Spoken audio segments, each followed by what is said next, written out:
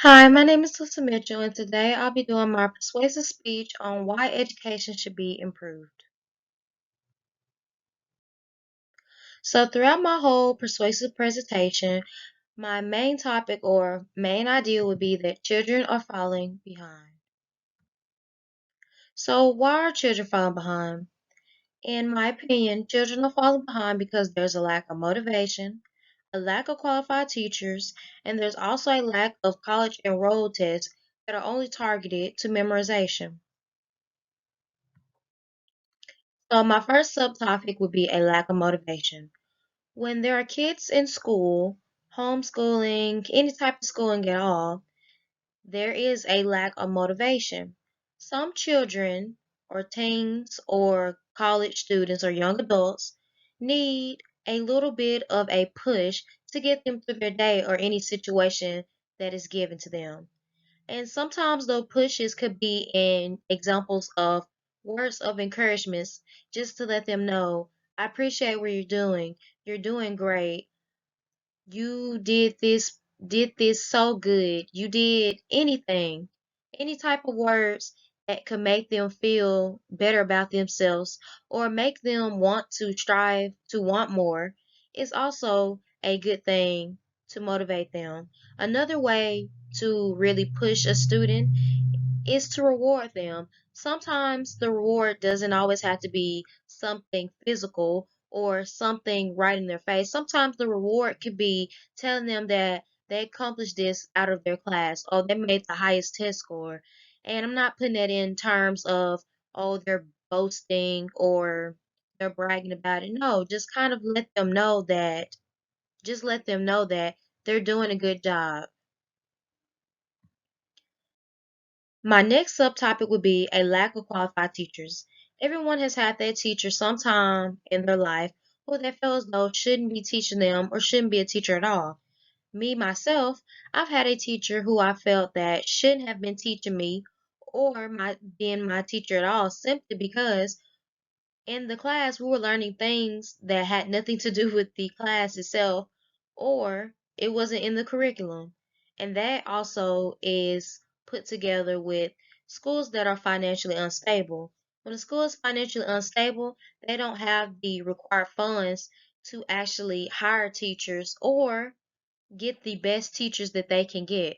So in their opinion or in their eyes, they just hire anyone so that the job can be filled, the position could be filled. And that's on one hand a good thing to keep the school up and running, but on the other hand, that's not good for the children because when you're in schooling, you should learn something from one year to take with you the next year. And if you don't learn something the previous year, what is there to take to the next? And my last topic would be a lack of college enrollment tests that are only targeted to memorization. If you have entered college or you are entering college, you're either going to take the SAT or the ACT or any other enrollment test to get into college. I feel as though the ACT overall and also the SAT are only targeted to things that you should have remembered in your past years of schooling until now. In one way, that is good because muscle memory is a good thing to obtain. But in another way, you're taking this ACT or you're taking this big college enrollment test that you're studying for the last 3 years, or maybe you studied just that year and took it, and take this one big test that will never mean anything to you afterwards. You take this one test and either get into college or you want to get into college. And then after that, that test means nothing, especially if you're a transfer student from another school. They're not looking at your ACT scores or how well you performed on this test. They're looking at what kind of person are you? What did you bring to the table at your other school that you can bring to us? And I feel as though that's how it should be. So one thing I feel though as though should be on the ACT should be a maybe 30% of the test should be targeted to trying to figure out who that person is or maybe their character. What good or bad qualities do they have? And can the school help them to work through them? Another thing I feel as though should be on the ACT would be a section based on problem solving, meaning, can you handle these situations? Do you know how to move from this point to this point without there being any problems? Are you willing to get through things on your own? Don't get me wrong, you can ask people for help if you have a problem or a situation you can't handle, but we're talking about college. You're grown, you're on your own. You don't have your parents or your loved ones always there to spoon feed you. You have to grow up and learn how to do things on your own.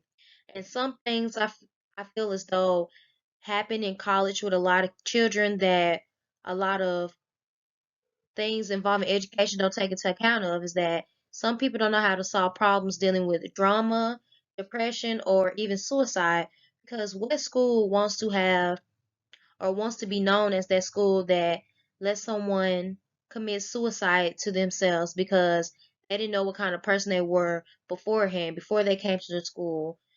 And that also has to go back to people getting recommendations from people and also your accomplishments list. An accomplishments list or credentials doesn't always tell someone who you are as a person. It simply tell someone what things you have done to make yourself look good. And that can be a good thing or a bad thing. And then my last thing would be common sense.